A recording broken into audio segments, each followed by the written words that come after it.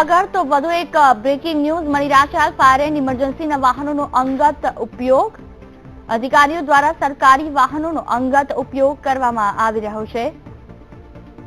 કેટલાક અધિકારીઓ દ્વારા વાહનનો દુરુપયોગ કરવામાં આવી રહ્યો છે.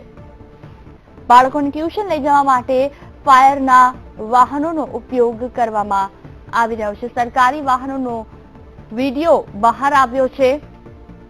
ફાયર એન્ડ ઇમરજન્સીના વાહનોનો અંગત ઉપયોગ કરવામાં આવી રહ્યો છે, જેમાં ફાયરના વાહનોને બાળકોને ટ્યુશન મૂકવા જવા માટે ઉપયોગ થઈ રહ્યો છે. અધિકારીઓ દ્વારા સરકારી વાહનોનો અંગત ઉપયોગ કરવામાં આવી રહ્યો છે.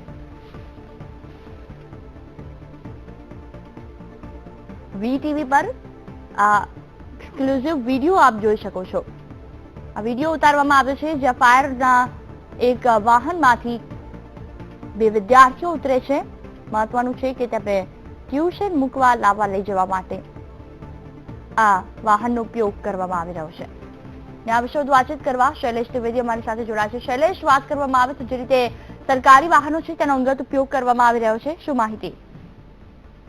જી, સુરતનો ફાયર બ્રિગેડ ફરી એક વખત વિવાદમાં આવ્યું છે. આમ તો સુરત ફાયર બ્રિગેડના નામે અનેક વિવાદો છે, પરંતુ આ રાંદેર અડાજણ ઝોનના ફાયર ઓફિસર પોતાને જે સત્તાવાર રીતે વાહન મળે છે તેનો ઉપયોગ પોતાના પુત્રને ટ્યુશન અને શાળાએ આવવા જવામાં કરતા હોવાની વાત બહાર અને વિડીયો વાયરલ થતા સમગ્ર શહેરમાં ચકચાર મચી ગઈ છે. જોઈએ હવે જોવાનું રહે છે કે મ્યુનિસિપલ કમિશનર આ મુદ્દે કંઈ તપાસના આદેશ આપે છે કે કેમ.